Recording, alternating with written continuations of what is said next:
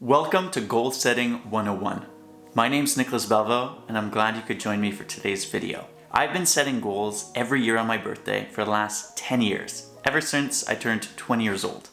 Today, I want to share all the lessons I've learned doing it, the structure I use, how to set goals, and how you evaluate them to be able to move forward and set better ones the following year.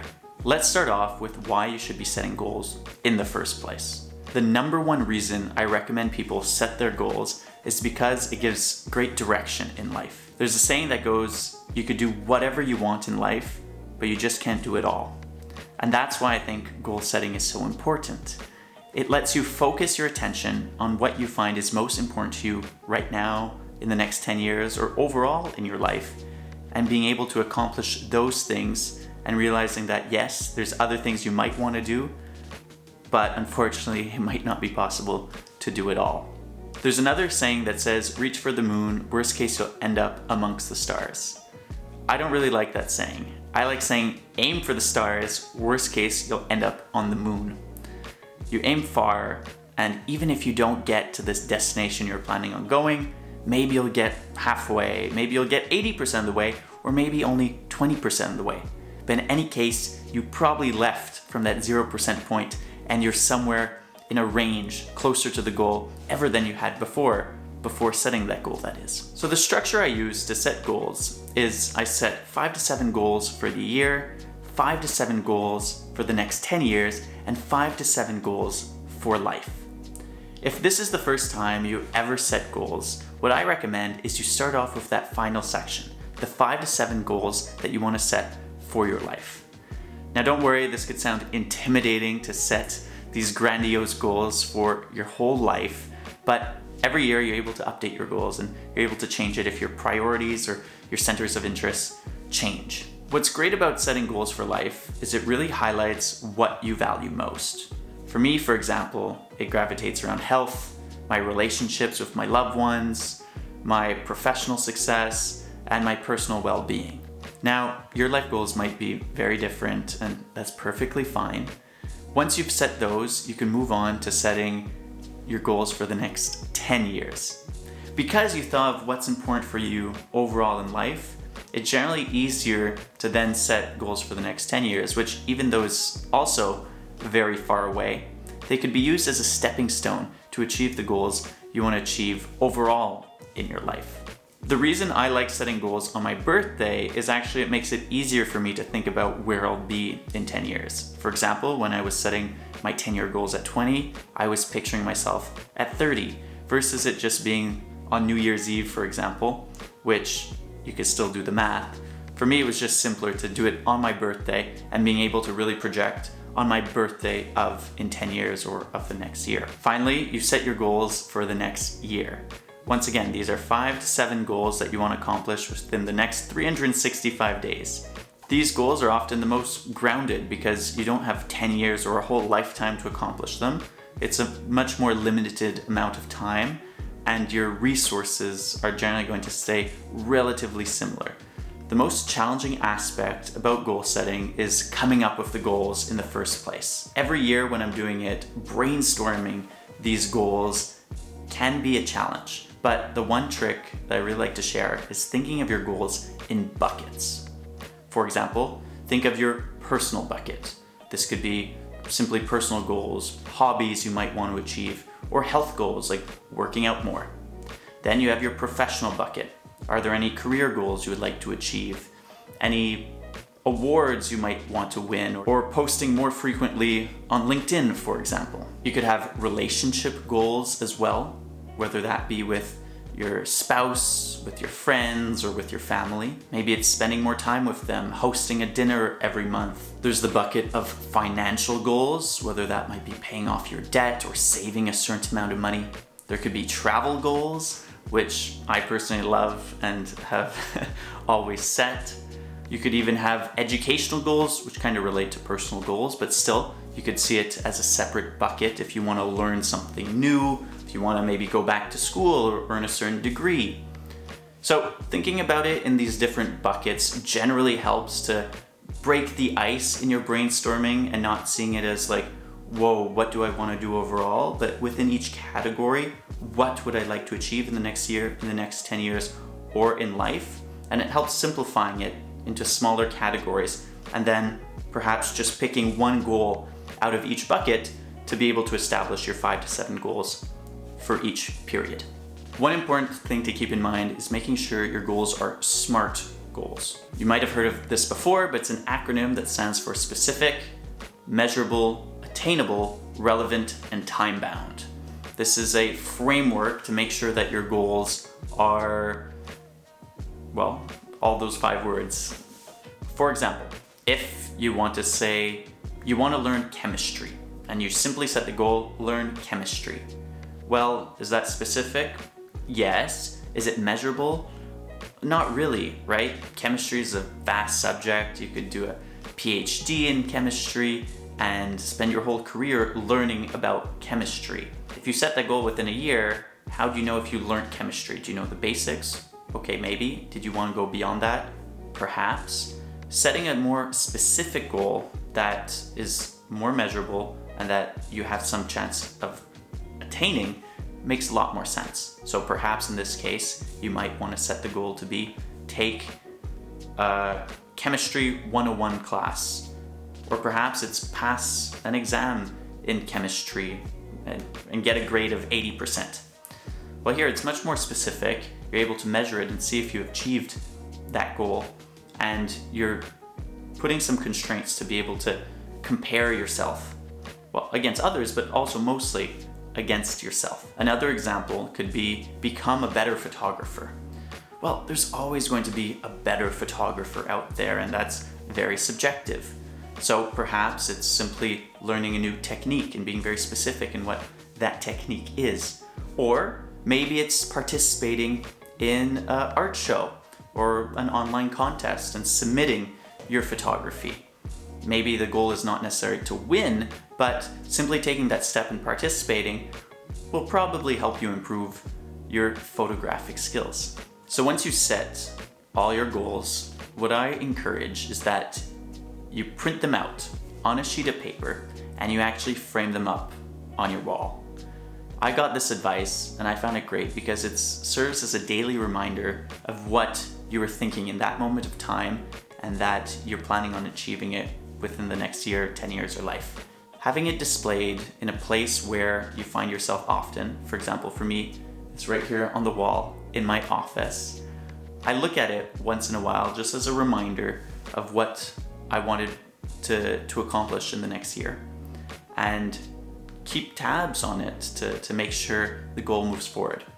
If you simply write it down and leave it in a folder on your computer, odds are you'll end up forgetting about it or just looking at it every 3-4 months because you forgot what the goals are, and not make as much progress if you're actually intentional about it. So you could print it out. I highly recommend framing it too.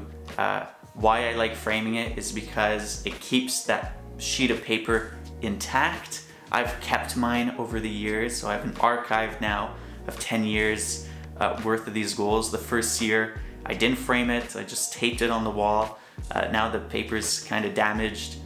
I guess it's kind of cool, it has a vintage look to it, but I really want to keep these as a physical archive of what I was interested in accomplishing. Looking back over the last couple of years to where our thinking was at, what we wanted out of life, and the progress we've made in that period of time. Finally, for myself, I also add a little quote that I think of every year. Maybe it's lyrics from a song that inspired me, something I read in a book or heard on a Netflix series maybe, but some sort of quote that defines my year. And finally, I sign it just as a testament that, well, this is really in my best intentions, that these were the goals I wanted to set for the next year, the next 10 years, and have for the rest of my life. And yeah, just have it as kind of a time capsule of me on my birthday. And for me, really, it's the best birthday gift I offer myself every year because I'm being intentional with what I want out of life. It's helping me take a time to take a step back, introspect, and see what's most important, it also helps me look back at all the progress I've made, which renders me really grateful because over 10 years, a lot has changed, a lot has happened, and although I've stayed relatively the same, I've accomplished a lot of the goals that I set myself, and now have even more that I wish to accomplish. So it helps give me direction, helps motivate me, and yeah, encourages me to raise the bar because I saw what's possible, and now it pushes me to say, okay, now what else is possible, and what do I want to do with the year that's ahead of me. So finally, after 10 years of doing this exercise, what I've realized now is the annual goals get trickier and trickier to think of because I want it to remain original, and the, let's say, easy goals that I set myself a while ago, I no longer want to set them. I want to challenge myself and think of new things, and that's why I'm thinking more creative goals and thinking outside of the box to have new experiences and do things differently. Also, this year's the first time I'm able to look back at the first goals I set myself, and for the period of in 10 years, well, that 10 years later is now. So it's pretty incredible to see where my thinking was at when I was 20 years old, and now at 30, to see the younger version of myself, how he projected himself today. And honestly, could tap myself on the back, the projection was pretty good.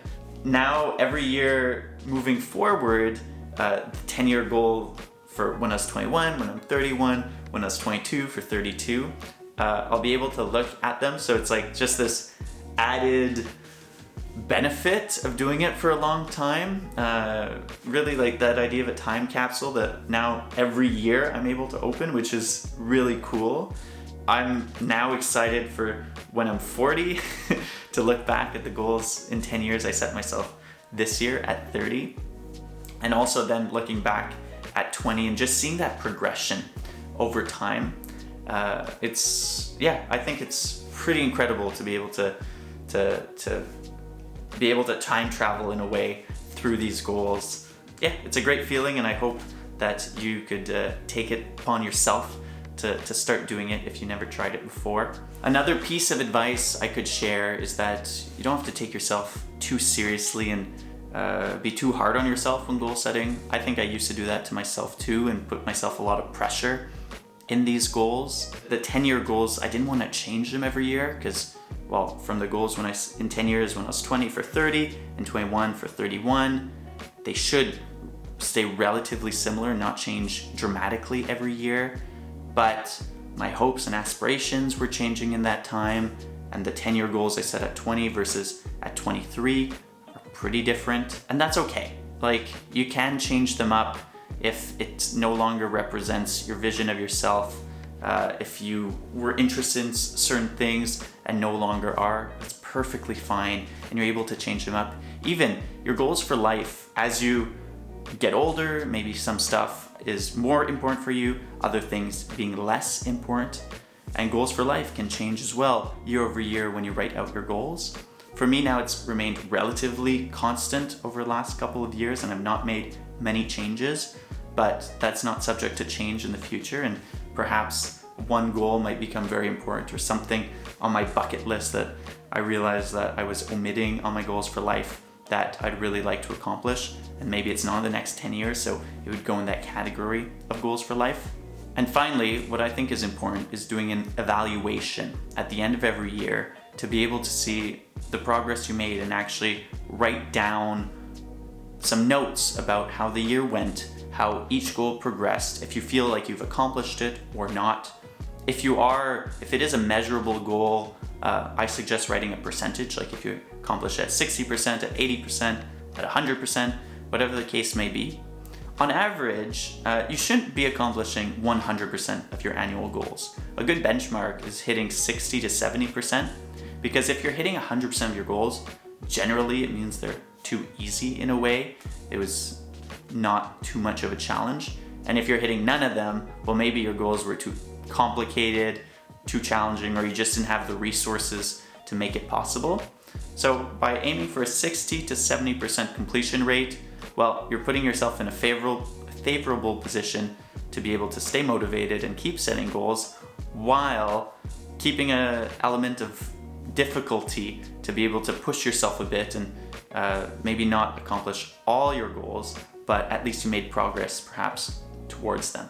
Personally, I like to keep a Word document where I have the goals listed out, and beneath it, I write my notes on that same document for how the goals progressed. I also just like writing a journal entry where I speak about the year overall, how it went, how I felt, and keep it as an annual diary, as a recap. And once again, looking back at this over the years, it's quite fun to have a place where I have this official autobiography in a way of my life, to see where my thinking was at, what I was hoping for the upcoming year, and why I decided to set the goals I was setting for my next year, my next 10 years, and for life. So if you made it this far in the video, I really hope you'll give it a shot and start writing down your goals every year and see where it might lead you.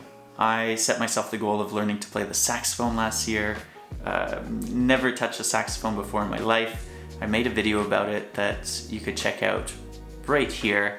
It's pretty cool, the progress I've made. The goal was really just take a saxophone class. I didn't know where it could lead me, and now I'm able to play the saxophone. I bought a saxophone. Anyways, my progress surpassed all my expectations. I went much further than I thought I would with just that simple goal of taking a saxophone class. So that's just one example of setting a goal and going beyond it. It doesn't always happen, but for me, this is something I was super proud of last year. So check out that video if you have not already. Thank you for watching, and I'll catch you in the next one.